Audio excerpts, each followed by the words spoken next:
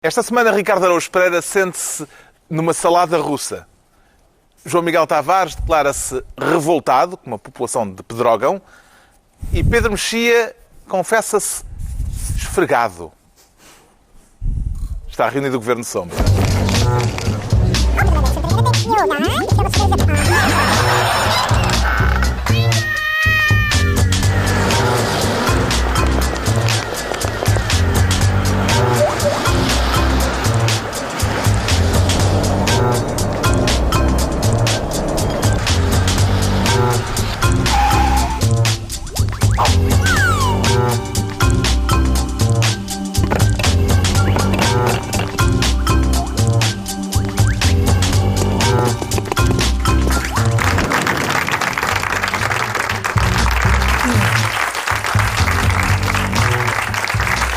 Ora viva, sejam bem-vindos no final de uma semana em que aconteceu muita coisa interessante. O Pedro Mexia quer falar, por exemplo, das explicações que Manuel Pinho foi dar ao Parlamento esta semana. Que não foi dar. As explicações que ele não foi dar. Ah, bom. Então percebi mal, se calhar. Ok. O João Miguel Tavares quer saudar a redução do preço da gasolina decidida. Não, Carlos, não. Tinha-nos sido prometido, mas não aconteceu. Lamento. Não. Bem. Pronto, adiante. O Ricardo Araújo Pereira quer indignar-se por ter deixado de ser obrigatória a leitura dos maias no ensino secundário. Já não era obrigatório. Não? Já não era obrigatório. Então? Se não era, já não era. É uma... Então está tudo bem. Tá. Pronto, se é assim, então, em vez de temas da semana, temos, desta vez, pelos vistos, temos os não-temas da semana. Os não-temas. Um programa com não-temas. Aquilo que foi não foi exatamente o que à primeira vista parecia ser. E vamos começar justamente pelo Ministério do Essa Agora. É o nosso primeiro não-tema. Em princípio, Ricardo Araújo Pereira escolhe. Vai ser um não programa bem não giro. Porque se trata, não é sempre... Trata-se de uma coleção de não temas. Pronto. Portanto, o que aconteceu foi é caso para dizer que houve mau trabalho neste... Mau trabalho! Eu espero que Pacheco Pereira... Assinale devidamente. Mau trabalho. Mas é pena porque ele assinalava mau trabalho. E também, atenção, diga-se em defesa de Pacheco Pereira, às vezes ele dizia bom trabalho, isto é um bom trabalho. Mas aqui houve mau trabalho. E conseguiu perceber o que é que se passa então com os programas de português? Houve indignação durante 5 horas para aí, porque saiu uma notícia que dizia os maias vão deixar de ser obrigatórios no programa de português. Exatamente. Também ficou indignado ao ser informado de que os maias deixavam de fazer parte do currículo do ensino secundário? Não, porque eu estudei no ensino secundário e, na verdade, os maias não eram bem obrigatórios. Os resumos Europa-América dos maias eram... Havia leitura... Vamos lá ver, eu acho que numa turma de 30 alunos, 2 liam os maias, 23 liam os resumos Europa-América e 5 não liam nada. Iam perguntar aos tipos que tinham lido o que é que tinha acontecido. E, portanto, para a indústria dos resumos dos maias é capaz de ser, seria um problema. Seria gravíssimo. Mas, pelos vistos, a notícia não era exatamente correspondente à verdade, até porque os maias já não eram obrigatórios. Já não eram obrigatórios. Portanto, os maias já não eram... continua a ser obrigatório um livro do Essa. As pessoas ficaram tristes por não se terem indignado na altura. E, portanto, acaba por ser levar a mão à cara 7 meses depois de levar uma chapada. Não é? Os reflexos da indignação das pessoas que se indignam estão muito fraquinhos. Portanto, o que aconteceu foi que os maias já não eram obrigatórios, é obrigatório um livro do Essa, e o professor podia escolher, até aqui podia escolher entre a Ilustre Casa de Ramires, acho eu, não é? E os maias. E agora passa a poder escolher um romance do Essa. Tem que ser não pode ser só um conto. Exatamente, pode ser os maias, por exemplo, mas pode ser qualquer dos outros romances do Essa. E, portanto, foi isso. O quê? Já era. Houve aqui um certo atraso. Indignou-se também quando leu a notícia, Pedro Mexia? Como sabes, eu indigno-me uma vez por ano ou por biénio, mas o problema das indignações também é essa, porque hoje em dia as pessoas estão frequentemente indignadas com notícias que são desmentidas logo a seguir. E, portanto, é uma coisa muito frustrante. A pessoa, depois é interessante, já escreveram alguns posts, já fizeram uns likes e não sei o que mais, dizer isto é um escândalo, isto é uma... não, afinal é falso. Pronto, e a pessoa depois vai para casa, mete-se na sua toca e, de facto, a notícia é falsa, como foi apresentada, mas o contexto não é falso. Isto é, o contexto não é falso porque... Desculpa. A luta com a minha cadeira. Já tem havido, periodicamente, e por isso é que a notícia, embora sendo falsa, ou isto é mal... Não há condições, pá. Desculpa. Parece um filme do Jacques Tati, pá. Isso é incrível, consegue declinar mesmo até ao fim. Vamos continuar, deixa lá, são problemas, vamos passar por capacidade de concentração. Bom, mas... um filme do Jacques Tati. Não é?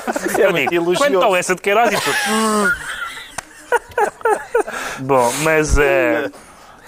O que é verdade é que tem havido não só mudanças, como até discursos de pessoas especialistas da educação. Noutros casos, por exemplo, quando saiu o Camilo, quando aconteceu uma coisa parecida com o Camilo aqui há uns anos, Camilo Castelo Branco. O Camilo agora é opcional. Ou se dá uma obra de Camilo, ou uma de Alexandre Herculano, ou uma de Almeida Garrett. Exatamente. Mas nesses momentos, essas escolhas vieram acompanhadas de justificações de especialistas da educação, dizendo que, e não estou a caricaturar sequer, que no fundo a literatura também interessa, a literatura vale o que vale, mais vale as pessoas saberem ler, a essa altura alguém disse um manual de instruções para montar... Alguém realmente utilizou o argumento, é importante ler o manual de instruções. Atenção, o João Miguel disse das estantes do IKEA, mas não é porque não tem livros para pôr lá, não é? Exatamente, para que pôr estantes? Só leio manuais de instruções. E portanto, este episódio foi duplamente curioso, por um lado, sobre os perigos da indignação, antes de saber os factos, não é? E por outro lado, porque a notícia gerou indignação, ou o boato gerou indignação, porque é verosímil, ou seja, não é absurdo, nem é sequer falso, que haja pessoas no Ministério da Educação e especialistas em educação que acham que a literatura já não interessa. Parece-lhe mais adequado que haja obras canónicas, que era o que havia antes, quando os maias eram leitura obrigatória, ou o Amor de Perdição era leitura obrigatória, ou autores canónicos, que é o que há agora, ou seja, do Essa de Queiroz escolher uma obra. Isso é muito evidente para mim. Eu acho que é importante haver autores canónicos e não obras canónicas, até porque as obras canónicas nem sempre são as mais interessantes, sobretudo para um público em idade escolar, daqueles autores, embora possam ser, digamos assim, as mais importantes. E, em alguns casos, eu tenho essa experiência muitas vezes, aliás, quando escrevi sobre esse episódio do Camilo, disse isso. Há várias pessoas da minha idade, mais velhas e mais novas, e que eu falo de como eu gosto do Camilo e do Camilo ser divertido. E as pessoas dizem, o Camilo divertido? Porque só leram O Amor de Perdição. E o Camilo é um dos escritores mais divertidos da literatura portuguesa. Mas quem só leu O Amor de Perdição passou ao lado disso. E, portanto, fico a achar que o Camilo é um ultra-romântico de escola ultra-romântica, e ficou vacinado. Outros não, outros gostaram muito do livro. E, portanto, se calhar, em alguns casos, escolher um livro mais ousado, no caso do Camilo, por exemplo, muitas pessoas têm sugerido outras hipóteses, a Brasileira de Prazinhos, ou a Queda de um Anjo, etc. E que dá um outro Camilo, e, portanto, essa parte até eu acho interessante. E os maias têm o problema de... E tem os apontamentos Europa-América. Tem o problema de já saber já sabe como acaba, o enredo. Portanto, há um spoiler gigantesco. Por um lado já sabe como acaba. E depois tem se for a relíquia, se calhar já não... Aquele problema clássico, tem o problema clássico das descrições, não é? As pessoas têm uma tolerância baixa para descrições. E o Essa, quando descrevia, não largava. Que romance do Essa de Queiroz receitaria aos teus alunos se fosse professor, João Miguel Tavares? Muito bem. Eu acho que depende da idade, não é? O Pedro Mexia Mas já estamos estava a falar de 11º ano, não é? Em todo caso. É isso, sempre... nas alturas, eu acho que apostava na badalhoquice. Sim, o primo de Padre Amaro, o primo Basílio, sim, umas coisas bem badalhocas. Há outras coisas do essa, mas lá está, porque ele estava a dizer que, por exemplo, A Capital, a mim, como eu sou um jovem provinciano, foi um livro que me marcou bastante. Não. E é um livro que explica muita coisa em Portugal ainda hoje em dia. Mas a minha opinião sobre isto ainda é mais original, que é, eu acho mal os miúdos em Portugal não terem contacto com o tipo de literatura que não seja a portuguesa. Portanto, ainda é para complexificar mais as coisas. Certeza, sim. Eu acho ridículo as pessoas precisarem de ir para estudos ingleses ou para os ramos literários para contactarem com o Shakespeare, porque não vão contactar. Devia haver ou uma com a Jane Austen.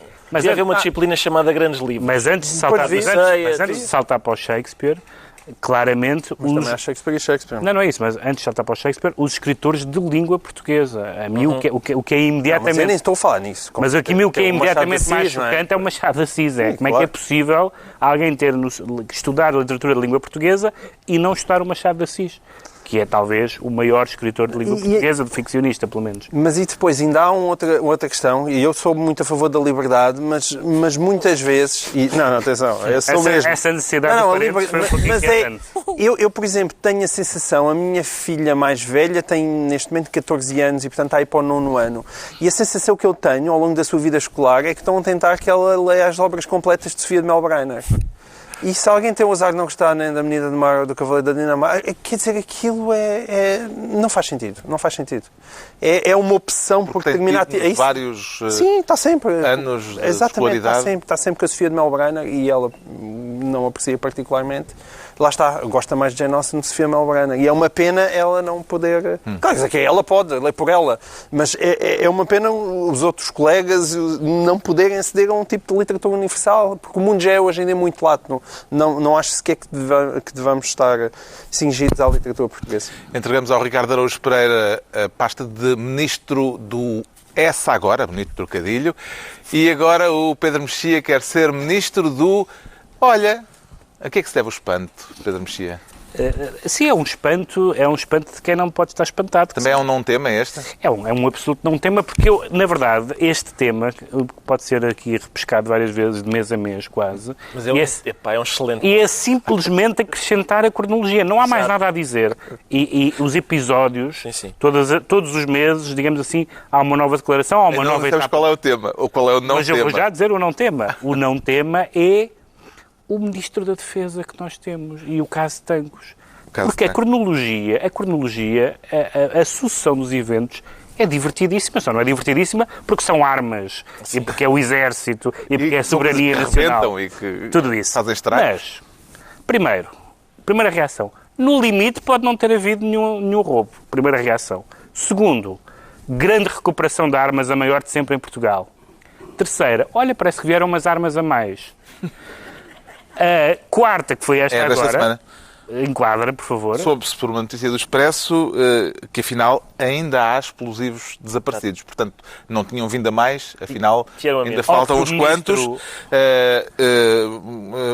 que, entretanto, se soube que estavam em falta por causa de uma notificação judicial, um pedido judicial do Ministério Público que num recurso revelou que ainda havia armas que não tinham aparecido. E a reação do Ministro foi, olha, do género, está boa.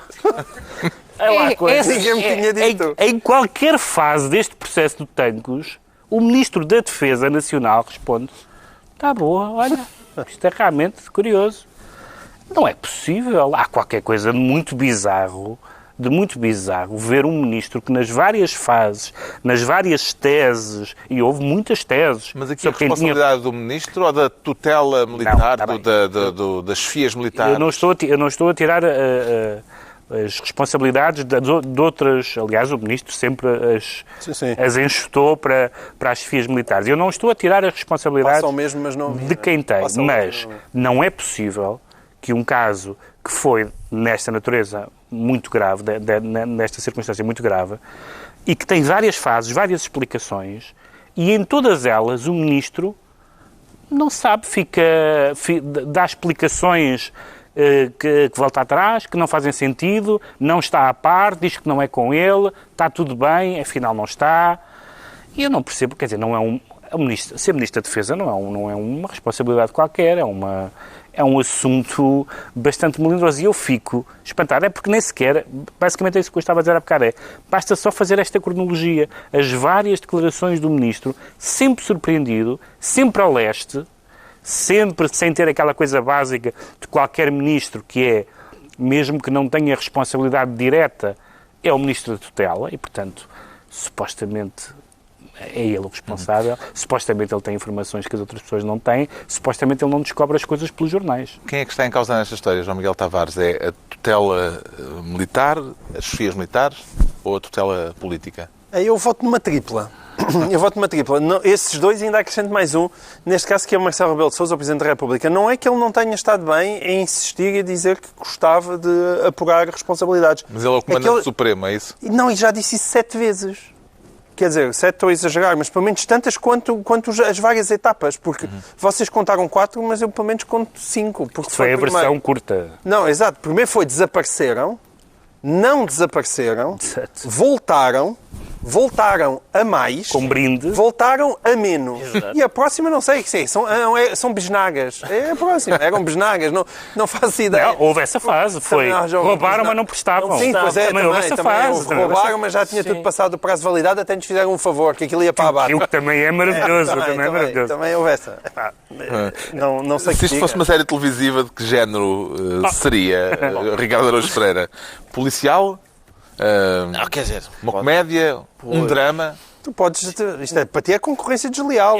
Sim. É porque é óbvio que pode ser um daqueles policiais, tipo Get Smart. Havia uma série que era, sim, em que as coisas são... tinha um telefone no sapato. Exatamente, exatamente, é esse tipo de comédia policial. Portanto, basicamente é isso. É um tipo de caso que basta narrar a sequência de acontecimentos, e que eu fico magoado de não terem usado uma única vez a palavra paióis, porque este é, sobretudo para mim, um pretexto para usar a palavra paióis. Visto o que aconteceu nos paióis, parece que roubaram os paióis. Quem visitou os paióis? O Presidente da República visitou os paióis.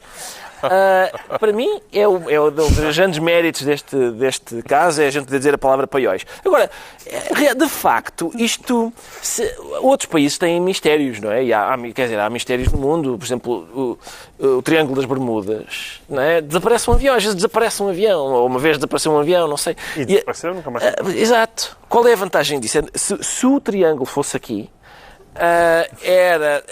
desapareceram 3 caças. Apareceram 4. Afinal, tinham desaparecido 6. E vem o Ministro e diz: eu não sei se acredito na existência de aviões. Era isto. Isto era... E consegue imaginar as cenas dos próximos capítulos? Consegue imaginar alguma coisa suficientemente faceta para ainda nos surpreender a seguir? Tendo em conta o estilo, não é? A única hipótese é estas armas terem umas irmãs gêmeas más. Porque, claramente... Depois novelas. Sim. Claramente isto é o tipo de narrativa mexicana que também tem um acidente e abortam e assim. Sim, eu acho que vai aparecer aí. Vamos esperar pelas cenas dos próximos capítulos. O Pedro Mexia fica então Ministro do Olha. E agora é a altura do João Miguel Tavares. Disse bem. Era assim. Olha, o João Miguel Tavares agora quer tornar-se Ministro da Refinaria. E o que é que há de refinado no não tema que tem para nos propor? Sim. Eu acho que nós podíamos competir, porque eu acho que isto é um bestial não tema. O meu não tema é o melhor não tema de todos. Não sei. A concorrência é árdua. Mas agora é um não tema refinado. É um não tema refinado porque mete combustíveis. Pronto. Não é? E todos nós nos lembrámos aqui há coisa de um mês. Foi aprovado, e com grande estrondo, na Assembleia da República, a descida do imposto dos combustíveis e, portanto, aqui foi aprovada essa descida na generalidade e depois descia para a especialidade. O problema é que nessa descida, desde a generalidade até à especialidade, de repente o Bloco de Esquerda e o PCP mudam a sua opinião. Eles tinham-se abstido da primeira vez e agora, de repente, votaram contra. E isso é uma coisa que é completamente incompreensível. Porquê? O que é que terá levado o Bloco e o PCP a fazerem marcha à ré? Eles justificaram-se. Atenção, Podia ser inconstitucional. Exato, podia ser inconstitucional. Há duas justificações. Justificação essa, mas podia só ser descobriram depois de terem votado. Esse é o ponto. Aquilo poder ser inconstitucional no sentido em que existe uma norma travão que não permite à Assembleia da República estar a aumentar a despesa ou diminuir a receita, não permite, para manter a consistência do orçamento de Estado. Isto não aconteceu agora, já existia, isso foi falado em todo lado. Olha, incluindo aqui no Governo de Sombra. Nós falamos, mas isto se calhar existe um problema de inconstitucionalidade. E o Bloco de Esquerda e o PCP agora descobriram, não, mas isto é chato, se calhar é inconstitucional. E os senhores do PCP vieram ainda por cima dizer, não, nós avisámos o CDS realmente que isto descia até à especialidade, mas se eles queriam que isto funcionasse para ser constitucional, só podia entrar em vigor dia 1 de janeiro de 2019. Mas se fosse para entrar em vigor de 1 de janeiro de 2019, isso já é um novo orçamento. Toda esta discussão que se fez e que, ai meu Deus, o Bloco de Esquerda e o PCP agora já abandonaram a geringonça. Eles votaram a favor da diminuição do preço da gasolina e vai-se haver nada. Portanto, o que é engraçado nisto é que o PCP e o Bloco de Esquerda votaram de acordo com a orientação de voto de Rui Rio. Exato. Essa é a minha parte favorita. Sim, mas isso aí... Aí o PSD... Só o PSD é que não vota de acordo com a orientação o PSD está em desacordo com o Rui Rio, mas pelo menos foi coerente nas duas instâncias. Não é? O Rui Rio é um bom líder, não é? É um bom líder. Eu também acho que sim, é um bom líder para o Bloco de Esquerda e para o PCP. Agora, isto é uma hipocrisia imensa. Portanto, António Costa acho que arranjou ali dois cães que ladram, mas não mordem. Primeiro fizeram um chivari maluco, e de repente... Outro caso de votação em comum esta semana foi a aprovação da legislação do trabalho com a geringonça a ser substituída pelo Bloco Central. Que ilações políticas é que há a tirar disto, Pedro Mexia? O PSD deu a mão ao PS para aprovar a legislação laboral. A conclusão que tiro daí é que o PS, pela primeira vez, alia-se aos partidos da sua esquerda, mas não estão de acordo num assunto nada definidor do que é a esquerda, que é as leis do trabalho.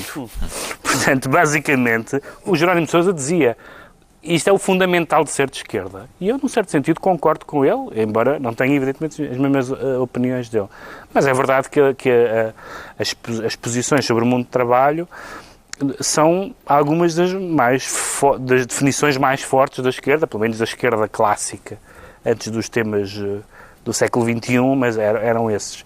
E, de facto, nessas matérias, o PS nunca esteve com os partidos à sua esquerda. Toda a gente se lembra, mesmo que não tenha lido, leu sobre isso, o livro que Mário Centeno publicou antes de ser ministro, que era um livro sobre a flexi-segurança, que não é uma palavra que esteja no léxico do Bloco de Esquerda ou do Partido Comunista.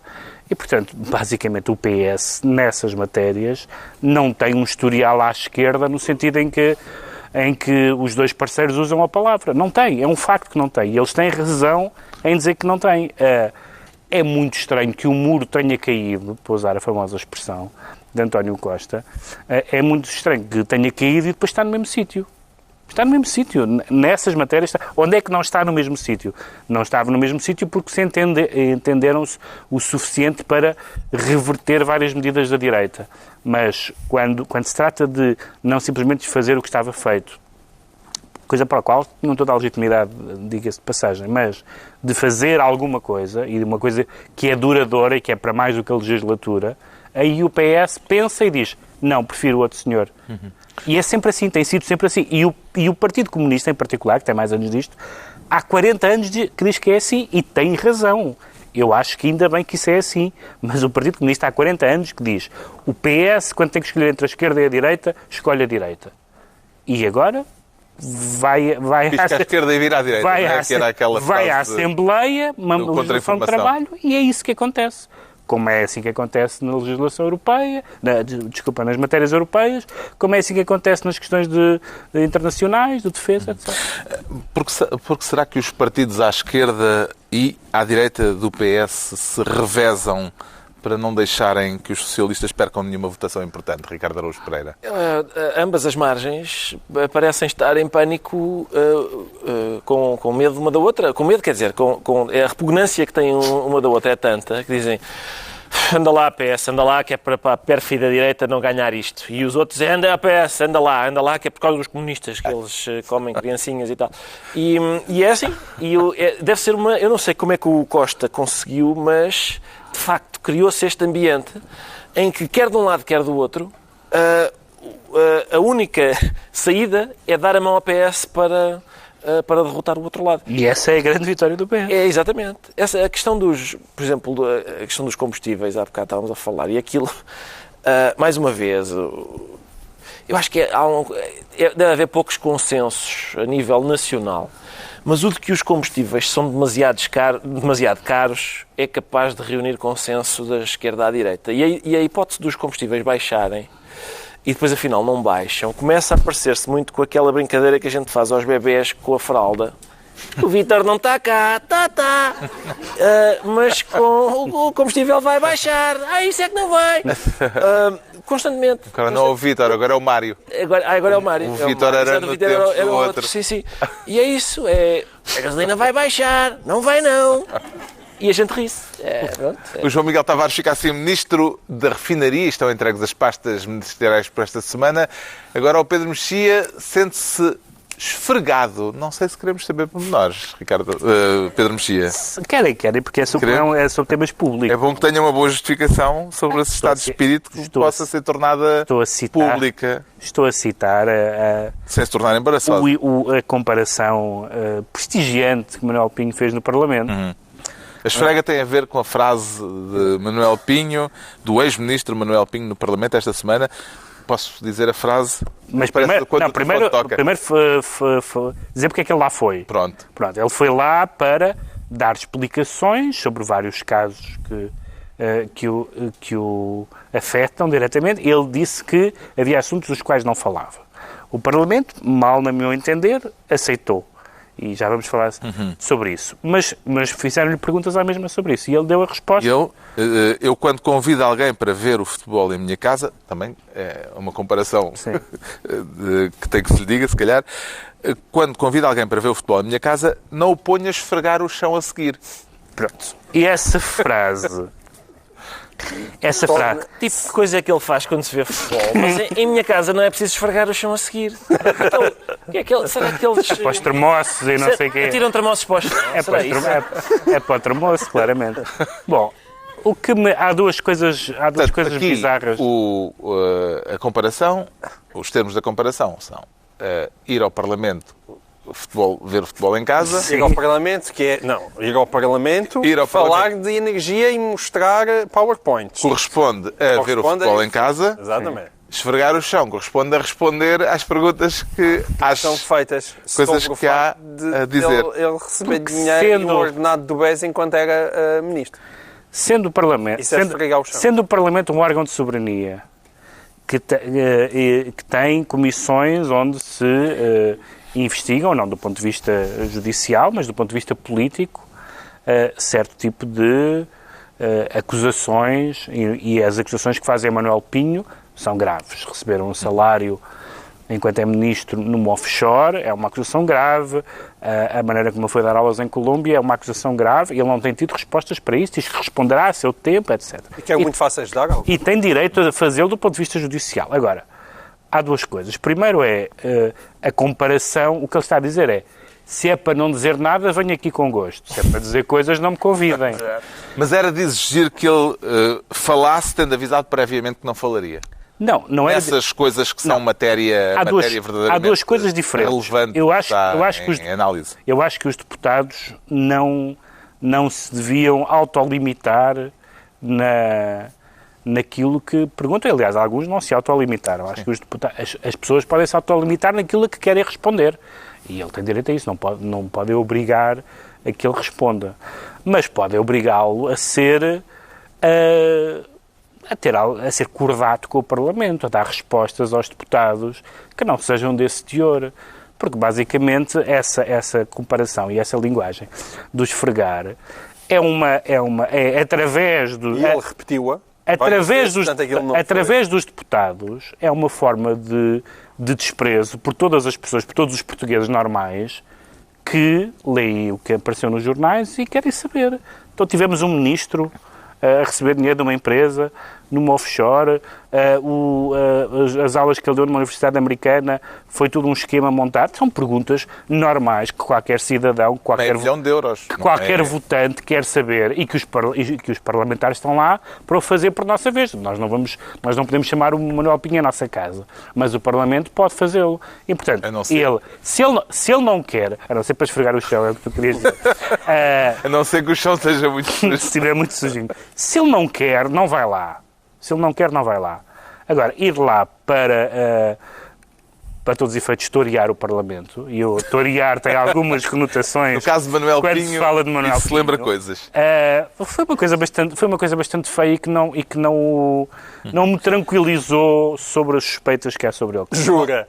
Não ficaste tranquilo? Não fiquei tranquilo. Consegue compreender a estratégia de defesa de Manuel Pinho, João Miguel Tavares? Em tribunal, sim. E por isso é que eu gosto muito. Eu nunca me hei de cansar de fazer esta divisão, que é quando nós vamos falar da presunção de inocência. A presunção de inocência vale judicialmente, quando ele está a responder em tribunal. Aí sim, ele criminalmente, ele é um presumível inocente. Mas politicamente, ele é um criminoso. Manuel Pinho, politicamente, é criminoso. Não há presunção de inocência que lhe valha. O Pedro Mexia agora acabou de ser uma pessoa muito educada e diz: não fiquei convencido. Não ficaste convencido? Aí o Rui Rio disse muito bem. O silêncio de Manuel Pinho fala por si. Manuel Pinho, na verdade, por isso é que eu acho que, apesar de tudo, foi útil ele ir à Assembleia da República. O que ele foi lá dizer foi: sim, é verdade, eu embolsei este dinheiro. Foi isso que ele lá foi dizer. Porque se não o tivesse embolsado, tê-lo-ia dito. E isso é muito importante. Quer dizer, eu estou um bocadinho... Mas pior que isso, pior do que o que ele disse sobre a substância foi: e os senhores não têm nada a ver com isso. Essa parte é que eu acho a parte... Não, ele disse coisas... Não disse isto, mas quando o Parlamento pergunta, ele não responde, sobre uma matéria que é de interesse público, em que não são dinheiros públicos, mas são dinheiros que têm a ver com pessoas que exerciam à altura cargos públicos, governativos, ainda por cima. Ele não pode dizer, não pode dizer esse assunto não interessa a esta casa. Ele escudou-se naquilo que terá sido um acordo prévio feito com a Comissão para não responder. Se a Comissão tivesse dito que não aceitava, ele simplesmente não ia, portanto isto tornava-se ainda mais não assunto. Eu, nesse aspecto, foi útil para os portugueses verem a lata daquelas pessoas. Até porque o Bloco ignorou e fez a pergunta. E fizeram bem a fazer. Não, mas atenção, as coisas que se passaram ali foram inacreditáveis. Aliás, muitas delas, eu tive entretidíssimo e fascinado como quem vê um acidente de trânsito a assistir àquelas perguntas, enquanto durante o tempo todo que aquilo foi transmitido. E eu assisti às coisas mais inacreditáveis, algumas das quais não chegaram a ser devidamente sublinhadas. Eu ouvi com estes ouvidos que até há de comer Manuel Pinho a criticar esses políticos que andam sempre a transitar entre a política e as empresas de energia e vão para as empresas de energia e vêm para a política. Realmente Manuel Pinho, isto é a mesma coisa que o Bill Clinton vir dizer que os charutos só devem ser usados para fumar. Quer dizer, não pode ser. Quer dizer, para manter o nível. Para manter o nível de Manuel Pinho. Quer dizer, que lata, que suprema lata. Manuel Pinho, apesar de não ter respondido às perguntas que lhe fizeram, disse naquela audição parlamentar que era muito fácil responder e que até seria uma risota. Isso é maravilhoso. Ficou curioso quanto ao aspecto cómico que há nisto e que Manuel Pinho está a manter em segredo. É o riso da hiena. Fiquei curioso e repudio essa resposta, porque quem é que perde a oportunidade de provocar uma risota? Isso não seria... Eu não percebo se era facílimo. Consegue imaginar o que é que poderia proporcionar bons momentos de risota? Eu imagino-me a receber de Manuel Pinho às perguntas de se de facto recebeu dinheiro regularmente enquanto era ministro de uma empresa privada. Sim, eu imagino-me a receber 30 mil euros do BES durante um ano e também tenho vontade de rir. Talvez é que depende, não é? Nem toda a gente tem o mesmo sentido de humor. Talvez fosse uma risota gira para Manuel Pinho. Agora, esta Comissão Parlamentar de Inquérito foi, na verdade, uma Comissão Parlamentar de Convívio, em que não se... Bem, convívio, a deputada Mariana Mortágua do Bloco de Esquerda, que foi a mais contundente, disse-lhe a certa altura que ele estava a brincar com coisas muito sérias. Os que no passado cá vieram fazer o mesmo tinham algo a esconder. Sim. Ele depois não respondeu a isto. Mas quer dizer... Já tivemos belos momentos. Sim, tivemos. Zena Albava, que não se lembrava de nada que fazia desde 15 anos. Não tenho recordação. Nada. Não tenho memória.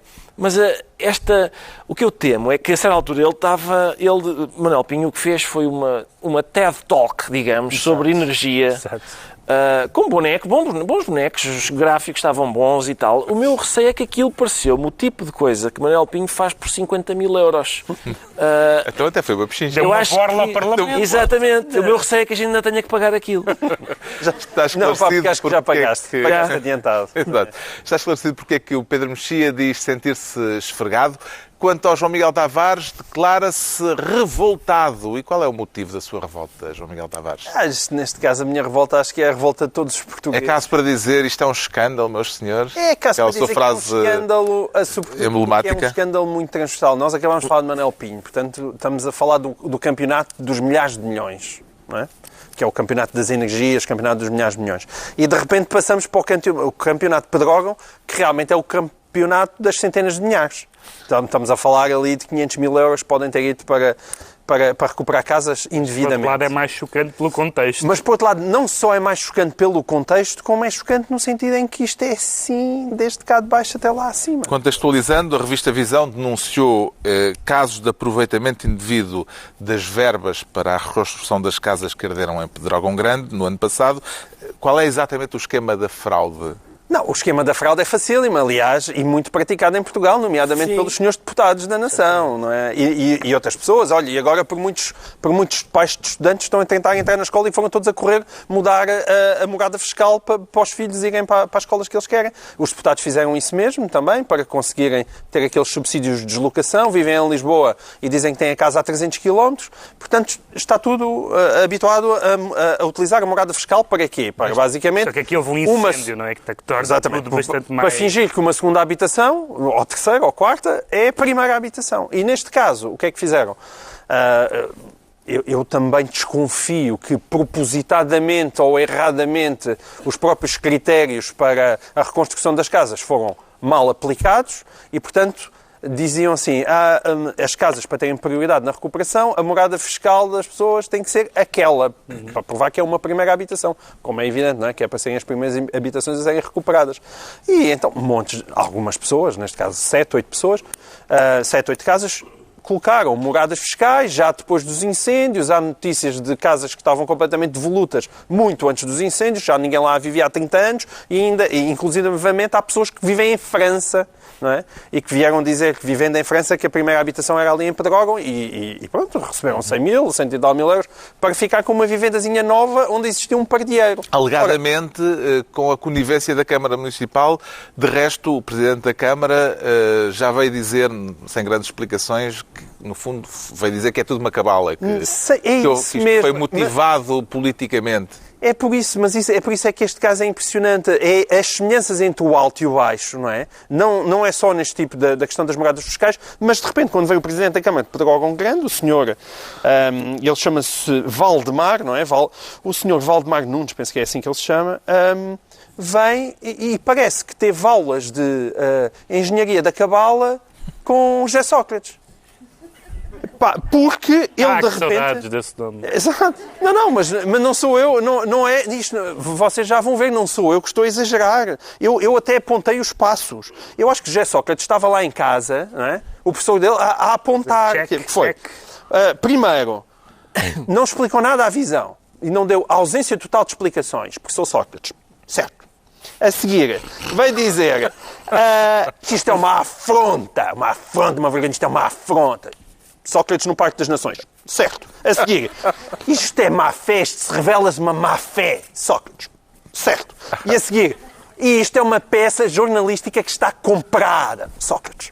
Certo. E a seguir, a dizer que não, isto é, mas é inveja pela qualidade do meu trabalho. E Sócrates, certo. E a seguir vem já Sócrates aqui, isto tem 100% a cabalas 4. Pronto. Ele passou com, exemplarmente, 100% a cabalas 4. Mas tudo isto... Careca, estás mais histriónico. Não, pá. É isso. Agora o vapor sai com mais facilidade.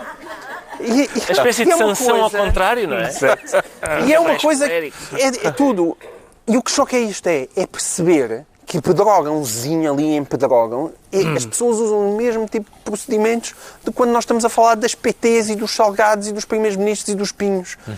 E então isso significa que realmente nós vivemos num país em que todos, ou quase todos, desde que possam, metem a mão ao bolso. Porque simplesmente o dinheiro do Estado, para a maior parte das pessoas, o dinheiro do Estado não é de ninguém. Roubar o Estado, as pessoas não sentem que roubam. Mas é isso, exatamente. As pessoas não sentem que roubar o Estado é de toda a gente. As pessoas acham que roubar o Estado é dinheiro, não é ninguém. Mas mais vale vir para o meu do que perder-se por aí. No âmbito da trafolhice, isto é trafolhice requintada ou é trafolhice relzinha? Isto é, eu acho que é difícil. Mais reles do que isto é difícil. É mesmo bastante difícil, mais reles do que isto. Ou seja, aproveitar-se através desse estratagema de alegar que aquela casa é a primeira habitação para receber dinheiro que, enfim, que tem muito para onde ir naquela zona.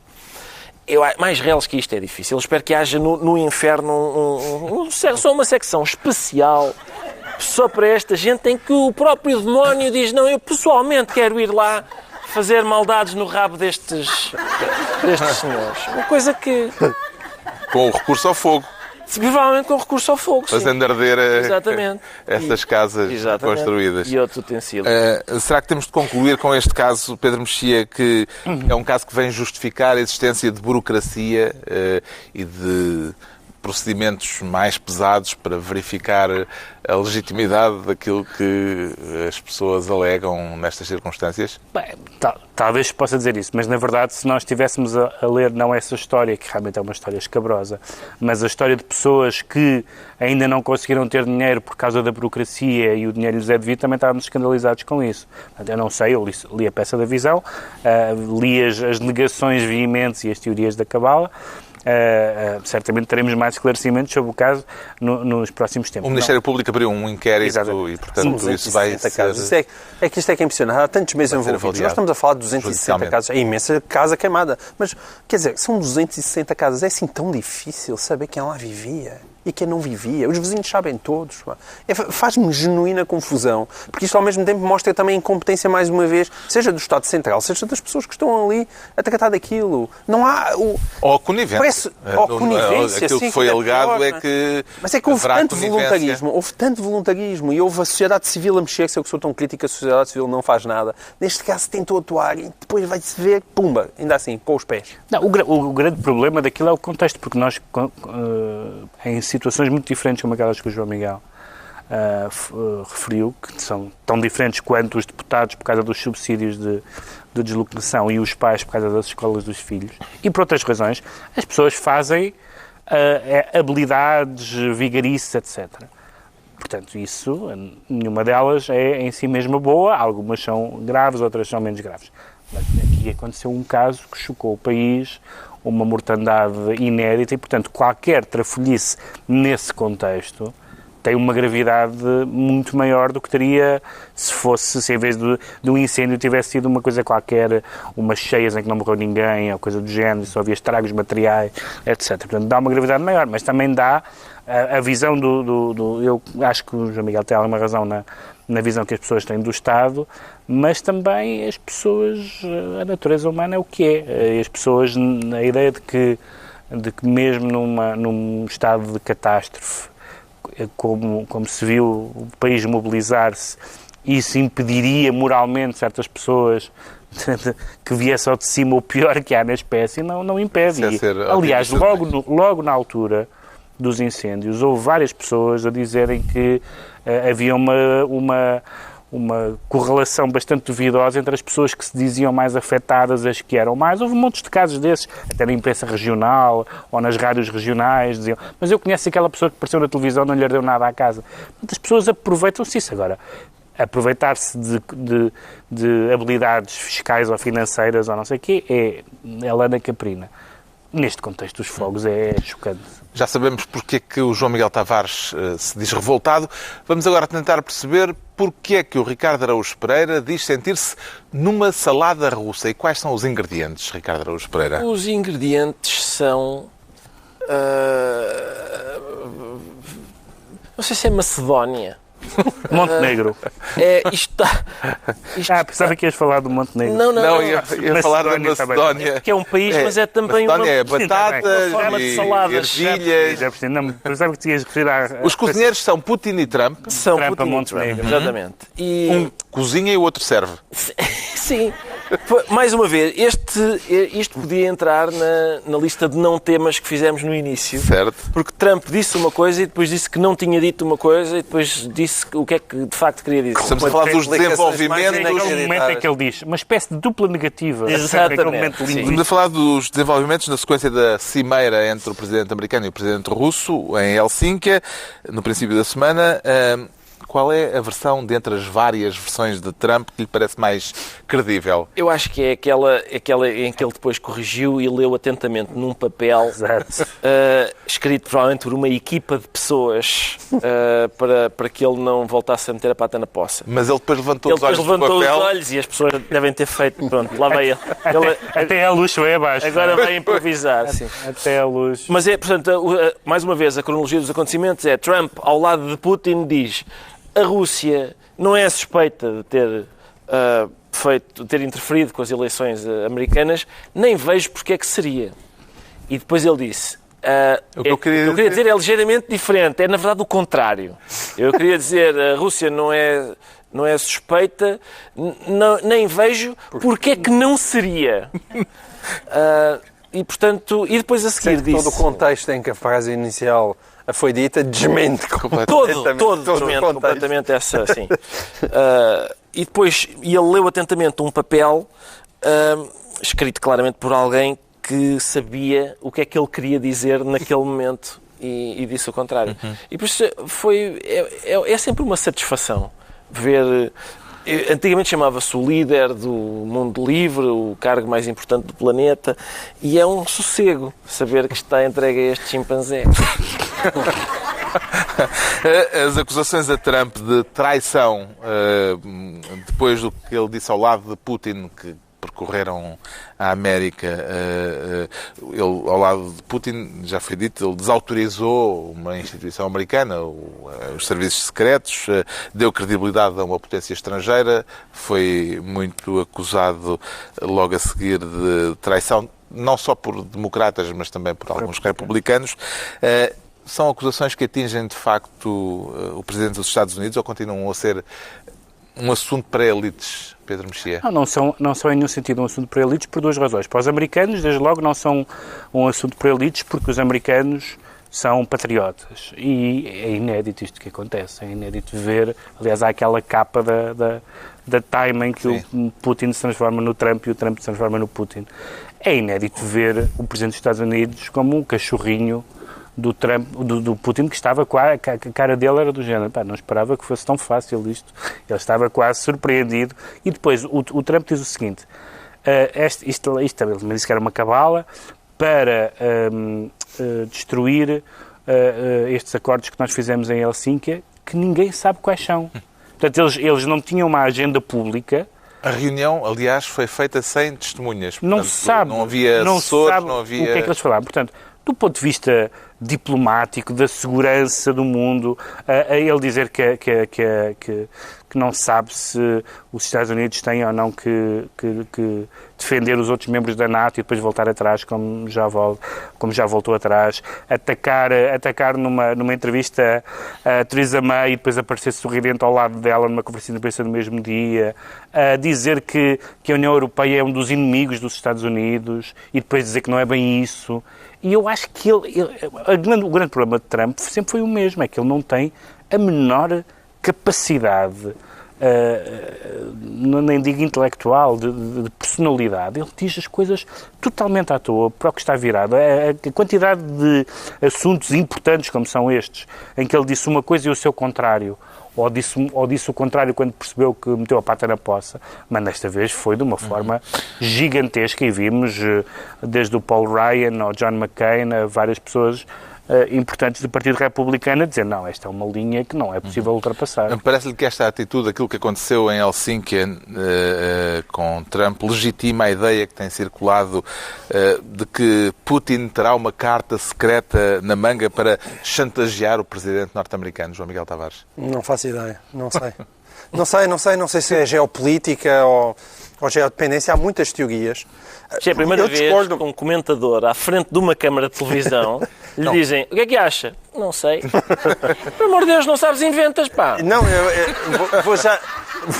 Só estou à espera de uma resposta. Mas é isso, vou já tentar inventar. A pergunta não é se há a carta na manga. A pergunta é se lhe parece que isto legitima essa teoria. A questão é que legitima tudo e o seu contrário. O problema... O contrário não. Não legitima a ideia de que não há uma carta na manga. Eu explico porquê. O Pedro Mexia acha que isto é apenas um tipo maluco a dizer o não sei quê.